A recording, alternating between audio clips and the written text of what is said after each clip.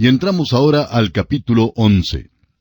En este capítulo Jesús entra públicamente en Jerusalén, maldice la higuera, limpia el templo, da un discurso sobre la fe y hace callar a los enemigos que dudan de su autoridad.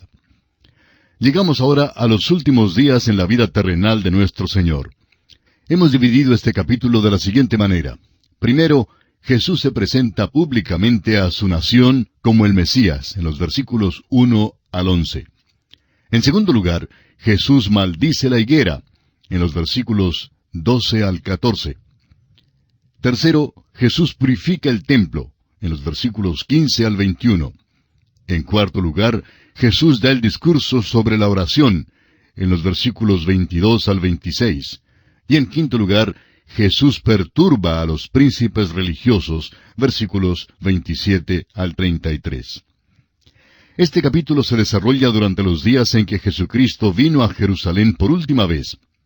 Usted recordará que establecimos en nuestro estudio del Evangelio según San Mateo que su llamada entrada triunfal realmente no fue triunfal en manera alguna. Fue la venida pública del Señor Jesús a Jerusalén al fin de su ministerio terrenal y la presentación allí de Él mismo como el Mesías. Lo que ocurrió allí fue realmente un rechazo de su propuesta formal. Notemos además que Él en realidad vino en 3 días diferentes y no en un solo día. Creemos que cada evangelio presenta un aspecto diferente en cuanto a su venida a Jerusalén. El primer día que vino fue en un día de reposo, un sábado. Luego regresó el domingo y limpió el templo. Y por fin regresó para quedarse en Jerusalén el lunes, cuando lloró sobre la ciudad. Consideremos pues la entrada pública de Jesús en Jerusalén. Leamos el versículo 1 de este capítulo 11 de Marcos. Cuando se acercaban a Jerusalén, junto a Betfagé y a Betania, frente al monte de los Olivos, Jesús envió 2 de sus discípulos. Hemos visto en los últimos capítulos de Marcos que Jesús estaba moviendo hacia Jerusalén. Se mueve geográficamente y también cronológicamente, acercándose más y más a su muerte. Esta es la última semana en la vida terrenal del Señor. Notemos en el mapa que Betania y Betfagé son 2 pueblos que están al otro lado del Monte de los Olivos desde Jerusalén. Si usted tiene la oportunidad de visitar la Tierra Santa, amigo oyente, le sugerimos que lleve un mapa en la mano para que camine y se detenga en los lugares de mayor interés. Sería muy interesante poder conversar con las personas que viven en esos lugares. Creemos que se podría descubrir muchas cosas que el turista ordinario no ve. Volviendo ahora al pasaje en cuestión, observemos cómo el Señor Jesús caminaba en Jerusalén. Leamos los versículos 2 y 3 de este capítulo 11 de Marcos. Y les dijo, Id a la aldea que está enfrente de vosotros, y luego que entréis en ella, hallaréis un pollino atado, en el cual ningún hombre ha montado. Desatadlo y traedlo. Y si alguien os dijere, ¿por qué hacéis eso? Decid que el Señor lo necesita, y que luego lo devolverá. Hay 2 explicaciones posibles con respecto al pollino que Jesús iba a montar en su entrada pública a Jerusalén. El Señor Jesús podría haber sabido que estaba allí de antemano, puesto que Él es Dios, y por ende omnisciente. Esto pudo haber sido un milagro del principio al fin. Pero todo esto también pudo haber sido arreglado de antemano, y así sería esto algo enteramente humano. No nos parece necesario atribuir a este incidente un aspecto milagroso cuando la explicación natural cae bien. Quienes nos acompañaron en nuestro estudio del Evangelio según San Mateo, saben que dijimos que creemos que nuestro Señor había arreglado todo esto de antemano. Creemos que este evento tiene un significado más grande si lo consideramos así. Lo importante aquí que debemos notar es que Jesús hace respetar su autoridad. Note usted que les dijo que si alguien les preguntaba que por qué soltaban el pollino, debían decir que el Señor lo necesitaba. Eso es haciendo respetar su autoridad. Note usted también que mientras algunos conspiraban su muerte, este incidente reveló que había otros que le estaban obedeciendo. Había pues 2 clases de personas. Y así ha ocurrido por más de 2000 años. Al seguir leyendo, notamos que entraron en el pueblo y hallaron las cosas exactamente como el Señor lo había dicho. Leamos ahora los versículos 4 al 6 de este capítulo 11 de Marcos. Fueron y hallaron el pollino atado afuera a la puerta, en el recodo del camino, y lo desataron. Y unos de los que estaban allí les dijeron, ¿qué hacéis desatando el pollino? Ellos entonces les dijeron como Jesús había mandado, y los dejaron. Note usted que simplemente siguen sus instrucciones y regresan con el pollino. Creemos que esto revela que había quienes eran sus verdaderos seguidores, que le obedecían, y al mismo tiempo que había otros que conspiraban para matarle. Comprobamos así entonces que es posible explicar este incidente del pollino a un nivel humano sin necesidad de considerarlo como un milagro. Leamos ahora los versículos 7 al 10 de este capítulo 11 de San Marcos. Y trajeron el pollino a Jesús, y echaron sobre él sus mantos, y se sentó sobre él. También muchos tendían sus mantos por el camino, y otros cortaban ramas de los árboles y las tendían por el camino. Y los que iban delante y los que venían detrás daban voces diciendo, Hosana, bendito el que viene en el nombre del Señor. Bendito el reino de nuestro padre David que viene. Hosana en las alturas.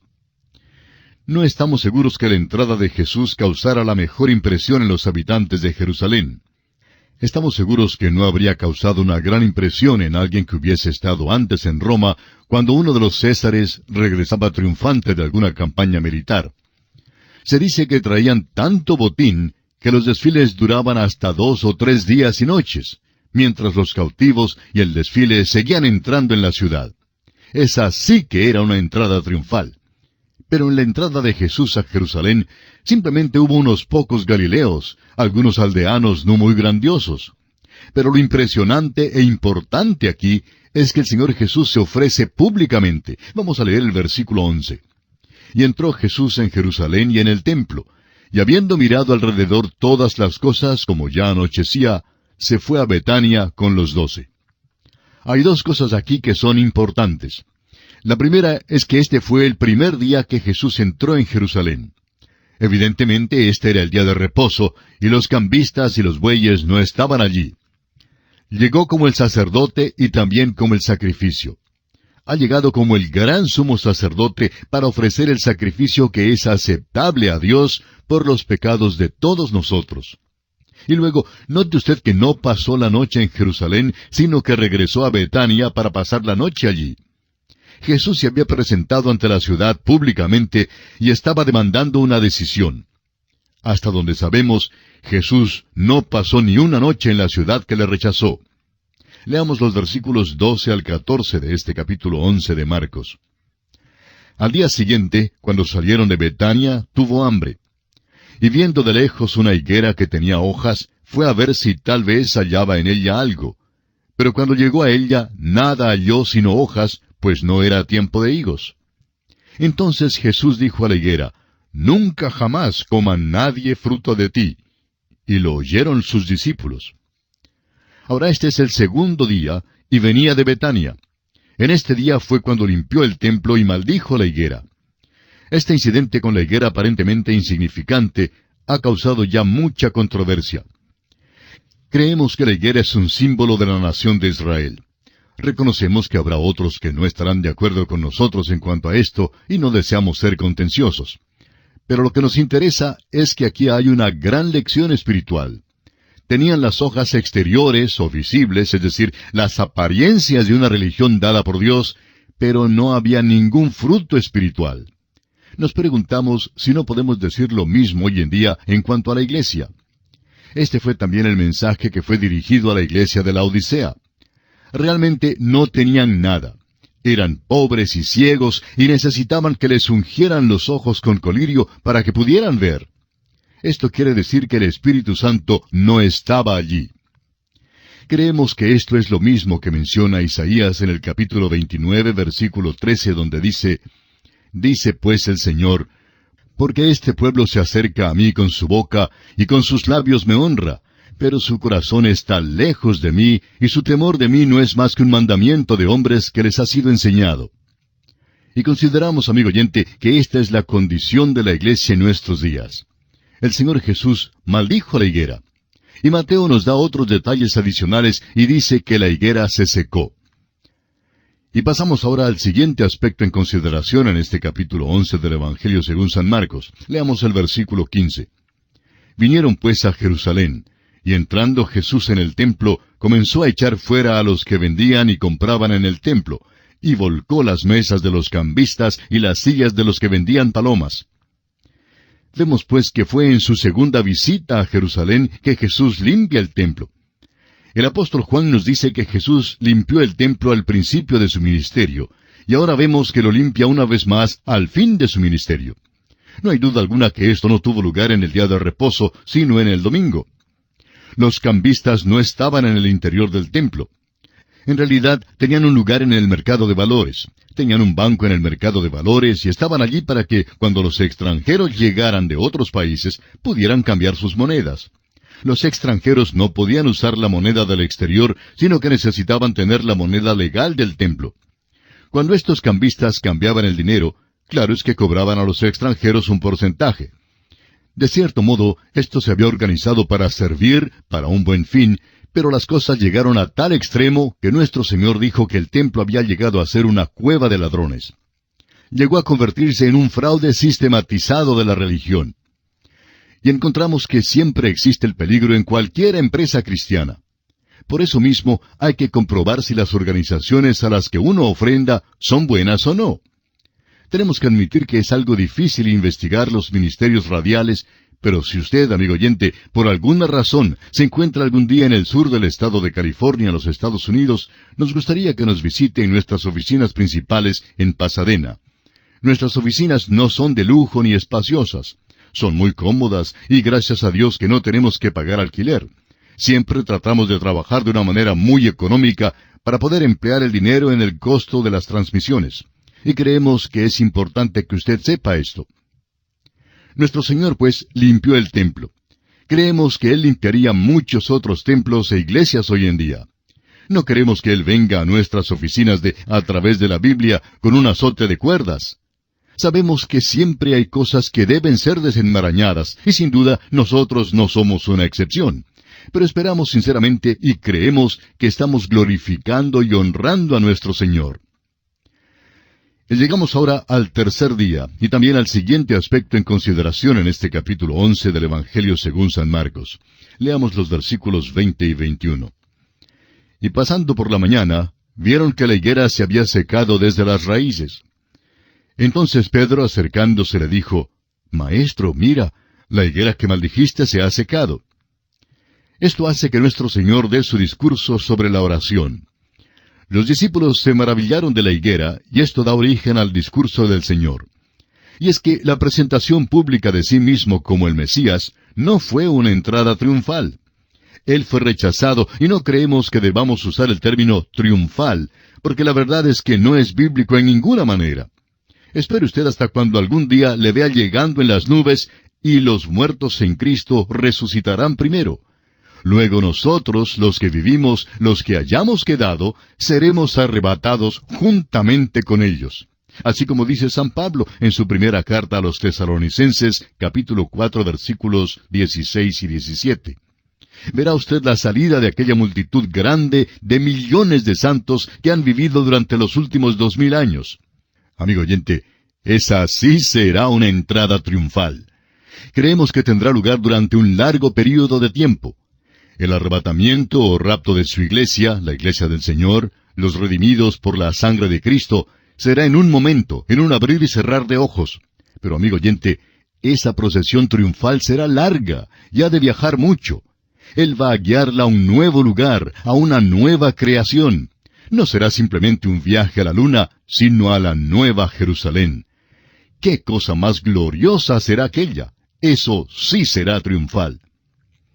Y ahora el versículo 22 dice, respondiendo Jesús les dijo, tened fe en Dios. Es interesante notar que este discurso sobre la oración de fe resultó de la observación que hizo Pedro sobre la higuera maldecida. Y es que el primer paso de la oración, amigo oyente, tiene que ser la fe en Dios. El escritor a los Hebreos declaró este mismo principio en su carta, capítulo 11, versículo 6, diciendo, pero sin fe es imposible agradar a Dios, porque es necesario que el que se acerca a Dios crea que le hay, y que es galardonador de los que le buscan. Si usted, amigo oyente, no cree en Dios, Entonces, el escéptico tiene mucha razón cuando dice que la oración es un loco hablándose a sí mismo. Tenga fe en Dios. Este es el primer paso. Volviendo ahora al capítulo 11 de Marcos, leemos en el versículo 23, «Porque de cierto os digo que cualquiera que dijere a este monte, quítate y échate en el mar, y no dudar en su corazón, sino creyere que será hecho lo que dice, lo que diga le será hecho». Este es un versículo que es mal comprendido hoy en día. El cristiano no debe quitar y echar literalmente los montes, pero sí necesita el poder de lo alto para el vivir diario y para encarar las montañas de cuidados y problemas. Por eso, el apóstol Pablo oró en su carta a los Efesios, capítulo 3, versículo 16, diciendo, «Para que os dé, conforme a las riquezas de su gloria, el ser fortalecidos con poder en el hombre interior por su espíritu». No ore usted por mí, amigo oyente, para que yo pueda mover montes físicos. En realidad no vemos la utilidad de mover montes físicos. El Señor no está hablando en cuanto a esto. Quisiera decirle con toda franqueza que me gustaría ser fortalecido con poder en el hombre interior por el Espíritu. Eso, amigo oyente, sería mucho más grande que el mover un monte. Eso es lo importante, y es de eso en realidad que Jesús habla aquí. Pero les da esta ilustración visible de los montes para que ellos vean lo que la oración puede lograr. Leamos ahora el versículo 24 de Marcos capítulo 11. «Por tanto, os digo que todo lo que pidiereis orando, creed que lo recibiréis, y os vendrá». El versículo 22 dice, «Tened fe en Dios». Eso no le da a usted la habilidad ni el poder para mover montañas, ni salir con sus peticiones o sus deseos egoístas. Tenga fe en Dios, amigo oyente, para que la voluntad de Dios se cumpla en su vida. Continuemos con los versículos 25 y 26 de Marcos capítulo 11. «Y cuando estéis orando, perdonad si tenéis algo contra alguno, para que también vuestro Padre que está en los cielos os perdone a vosotros vuestras ofensas. Porque si vosotros no perdonáis, tampoco vuestro Padre que está en los cielos os perdonará vuestras ofensas». Aquí hay una condición que se tiene que satisfacer antes que la oración sea oída y contestada. Un espíritu que no perdona pondrá en cortocircuito el poder de la oración, y esto es muy importante recordar. Dios nos perdona por amor de Jesucristo, según lo indica Efesios 4:32. Esa es la única manera en que podemos ser salvos. Pero si usted y yo, amigo oyente, vamos a tener poder en nuestras vidas, tenemos que perdonar. Esto es muy importante. Prosigamos ahora con los versículos 27 y 28, que nos conducen al siguiente aspecto en consideración en este capítulo 11 del Evangelio según San Marcos. «Volvieron entonces a Jerusalén, y andando él por el templo, vinieron a él los principales sacerdotes, los escribas y los ancianos, y le dijeron, ¿con qué autoridad haces estas cosas, y quién te dio autoridad para hacer estas cosas?» Note usted, amigo oyente, que todavía le siguen estos sabuesos de odio. Le resisten a cada instante. Disputaban su autoridad. Ellos eran los príncipes religiosos, los representantes autorizados de la religión en aquel tiempo. Y siendo que ellos no habían delegado ninguna autoridad en Jesús, quieren entonces saber de dónde recibió su autoridad. Leamos los versículos 29 y 30. Jesús respondiendo les dijo, «Os haré yo también una pregunta. Respondedme y os diré con qué autoridad hago estas cosas. ¿El bautismo de Juan era del cielo o de los hombres? Respondedme». Aquella era una buena pregunta a propósito, pero la de Jesús fue una pregunta devastadora dirigida a los príncipes religiosos. El caso es que si ellos hubieran dicho que el bautismo de Juan era del cielo, entonces la conclusión obvia sería, pues, ¿por qué no le aceptaron? Por otra parte, si repudiaban a Juan, entonces tendrían que encarar el antagonismo del pueblo, porque el pueblo aceptaba a Juan como verdadero profeta de Dios. Luego en los versículos 31 hasta el 33 de este capítulo 11 de Marcos leemos, «Entonces ellos discutían entre sí, diciendo, si decimos del cielo, dirá, ¿por qué pues no le creísteis? Y si decimos de los hombres, pero temían al pueblo, pues todos tenían a Juan como un verdadero profeta. Así que, respondiendo, dijeron a Jesús, «No sabemos». Entonces, respondiendo Jesús les dijo, «Tampoco yo os digo con qué autoridad hago estas cosas». Estos líderes que creían que lo sabían todo, tuvieron que confesar su ignorancia. Tuvieron que evadir contestar la pregunta de Jesús. Puede arguirse que esto no dio a Jesús suficiente motivo para no contestar la pregunta de ellos. Pero, amigo oyente, ellos en realidad no buscaban ninguna respuesta, solo trataban de atraparle. No tenían ninguna intención de seguir sus enseñanzas, aun si Él les hubiera contestado. Jesús no les contesta porque Él no tiene intención alguna de caer en la trampa de ellos. Y esto para nosotros es una de las grandes pruebas de su deidad, su manera de tratar a sus enemigos. Recuerde, amigo oyente, que cuando los hombres y las mujeres vinieron al Señor con sus preguntas sinceras y como buscadores sinceros, recibieron una respuesta sincera y genuina de parte de Él. Y así concluye nuestro estudio del capítulo 11 del Evangelio según San Marcos. Será Dios mediante hasta nuestro próximo programa, amigo oyente. Es nuestra oración que el Señor le bendiga abundantemente.